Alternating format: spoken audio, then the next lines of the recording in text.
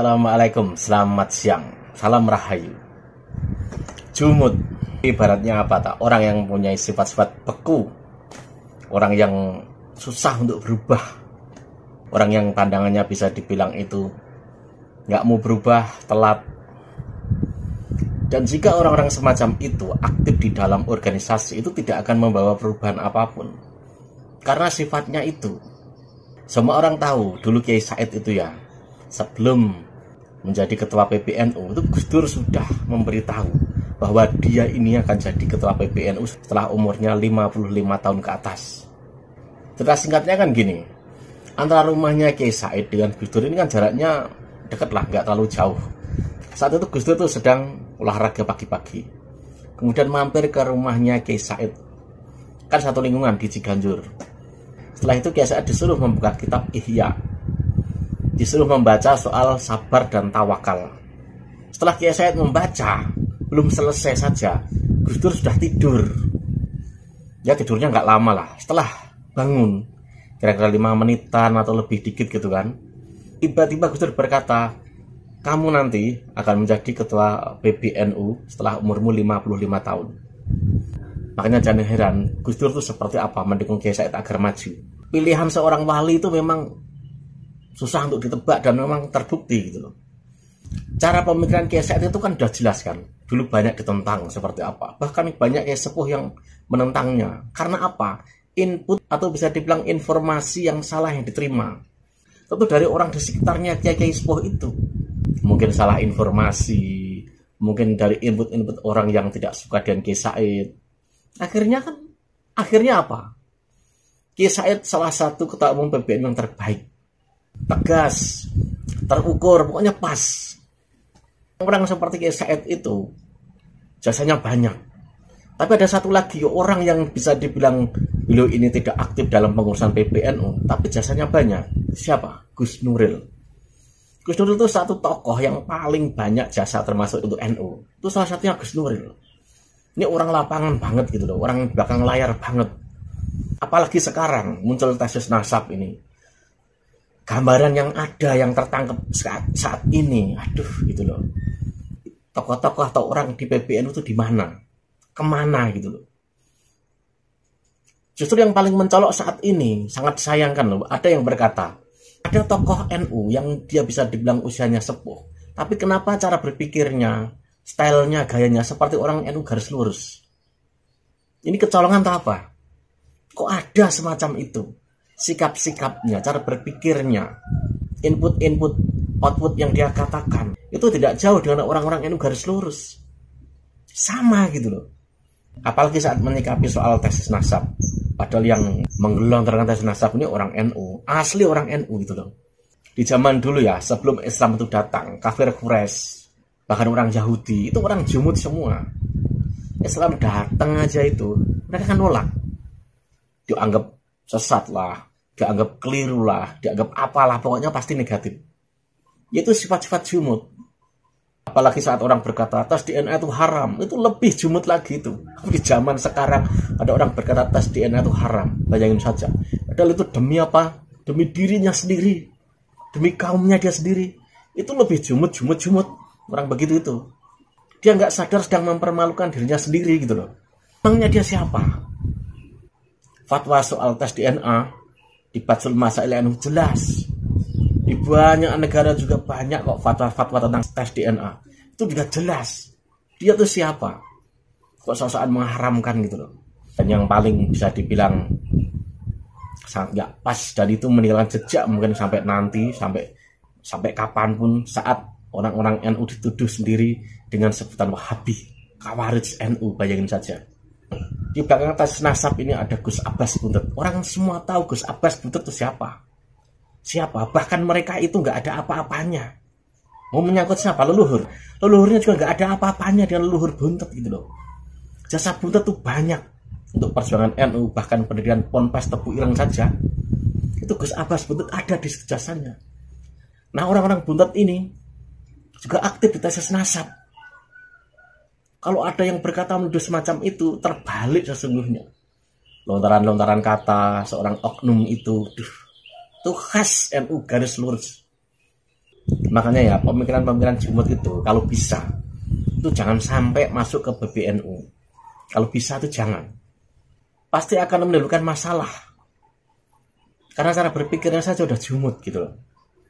Siapa itu? Cari sendiri, pasti Anda tahu. Ini ada ceramah pendek dari Kiai Said dan Gus Nuril. Ahlussunnah wal Jamaah ternyata belum mempunyai definisi Ahlussunnah yang benar. Definisi kan ilmu logika harus cakupannya jelas, batanya jelas. Ini enggak. Ahlussunnah wal Jamaah adalah madhab yang mengikuti salah satu madhab dua Asy'ariyah atau Maturidi dalam akidah, salah satu madhab 4 dalam fikih, salah satu madhab Ghazali atau Junaid dalam tasawuf. Ini gimana sih? Definisi madhab, makanya madhab. Benar nggak ini? Benar nggak Pak Romin? Ahlussunnah wal Jamaah dalam madhab yang mengikuti madhab. Gimana sih? Ahlussunnah wal Jamaah dalam madhab yang mengikuti salah satu madhab. Masa begitu definisi? Itu satu. Yang kedua, jadi nggak jelas jamik maneknya kalau ilmu mantek, nggak jelas cakupan dan batasannya. Yang kedua, akan terdapat kesulitan yang sangat luar biasa, blunder. Ada ulama besar, fikihnya mazhab Maliki, bukan hanya mazhab Qadhi Maliki, malah beliau hakim mazhab Malik, tapi akidahnya Aristoteles. Gak ikut Asy'ari, ikut Maturidi. Ahlussunnah bukan itu. Ahlussunnah bukan itu. Siapa? Ibnu Rushd. Ibnu Rushd Qadhi Maliki. Jadi fakihnya Ahlussunnah, fakihnya, tapi akidahnya yang ikut Asy'ari, ikut Maturidi. Aristoteles itu lain ya. Ada lagi Qadhi Ahmad Abdul Jabbar, mazhab Syafi'i, tapi akidahnya Mu'tazilah. Dia mengarang tulis Mu'tazilah, tentang Mu'tazilah 20 jilid, namanya Al-Mughni. Ahlussunnah bukan itu. Fakihnya Syafi'i, tapi akidahnya Mu'tazilah. Walhasil, dan itu dua. Yang ketiga, apakah sebelum Asy'ari ada Ahlussunnah wal Jamaah? Ada. Ada hadis mengatakan nanti umatku akan pecah menjadi 73. Semuanya masuk neraka kecuali satu. Siapa itu yang satu itu? Ma'ana ali washabi, yang sesuai dengan aku dan sahabat-sahabatku. Siapa yang berani mengangkat tangan? Saya yang sesuai dengan Nabi dan sahabat-sahabatnya. Ayo, siapa yang berani? Siapa yang berani? Makanya paling prosentasi. Mu'tazilah sekian persen sesuai dengan Nabi Muhammad. Asy'ari pun sekian persen sesuai dengan Nabi Muhammad. Nah, ada 100%. Siapa berani mengangkat 100%? Jadi blunder di situ. Kalau definisinya seperti itu. Oleh karena itu saya dulu punya ide ingin mendefine Ahlussunnah wal Jamaah, tapi tidak diterima oleh para kiai, malah disuruh istighfar, malah disuruh syahadat malah.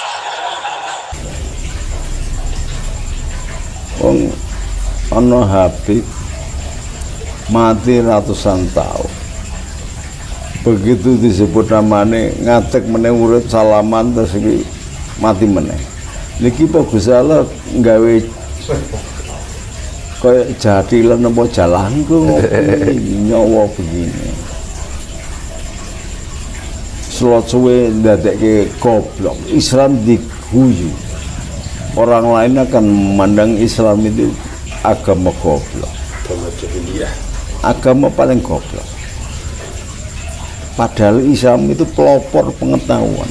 Ketika bangsa Eropa belum bisa membaca, ngeja namanya, kita sudah menemukan aljabar, menemukan ilmu kimia, alkemis, menemukan Rongson Al-Haytham itu dengan Rongson Hussein Al-Haytham, menemukan ilmu kesehatan. Lah kok saiki dibantah putune Nabi Muhammad jarene DNA haram. Lha iki uteke piye to iki?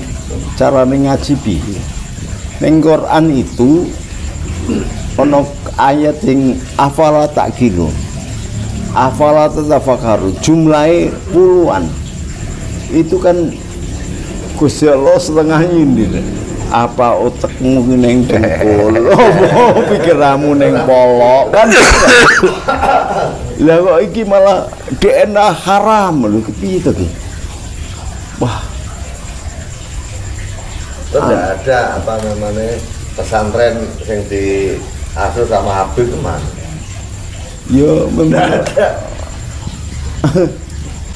dia berani memperlakukan Kuswat dan mempersekusi Saya dibalik. Nek ana Habib gitu langsung kampung iki, aku sing tanggung jawab aku. Jadi ngaku keturunan Nabi, ngeloni bojone wong, mempersekusi orang, wampleng aja. Nanti saya yang bertanggung jawab kepada Kapolri, kepada Panglima TNI. Harus berani. Maka akhir-akhir kemarin abai keliling ning Mendagri ning kepala BNN untuk memberitahu keliling ke Komandan Bais yang sekarang jadi gubernur 3 angkatan, Komandan Jenderal Rudianto, karena memberitahu ini kalau nggak segera diambil tindakan bahaya. Kenapa saya ngomong gitu? Bapak saya dulu sing tukang nyembelih PKI. Jakarta cek damai, Jawa Tengah cek damai, Jawa Timur, Mojokerto PKI disembelih tuh. Jangan cedak, jangan Jombang. Nggak ada yang PKI ini mau disembelih itu adzan. Baru adzan sholat 2 rakaat. Santri sing lane takon Mbah Hasim Masari. Mbah, niku sing disembelih kok malah adzan kalau sholat. Wis ben tani sik sholat. Lah bar niku sembelihan wae. Iki persoalannya bukan adzan karo sholat. Ini mengkhianati negara dalam thoroqah kebangsaan. Maka haram hukumnya dan wajib disingkirkan. Lah kita menggunakan thoroqah kebangsaan, bukan thoroqah Sadiliyah, ini enggak. Thoroqah kebangsaan sebagai bentuk meramat ucapan yang kita bapak mbah kita kemukakan sebagai ikrar atas berkat rahmat Allah, didorong oleh keinginan luhur mengantarkan ke depan pintu gerbang bangsa Indonesia kepada kemerdekaan. Maka bentuk syukurnya adalah menjaga keamanan bangsa dan negara serta rakyat Indonesia untuk menjalankan peri kehidupan dan peri agama. Jadi nek dia Habib waktu radikal melarang peribadatan terlaksana, sapu aja. Langsung itu sudah, karena kita memakai hukum koridornya thoroqah kebangsaan.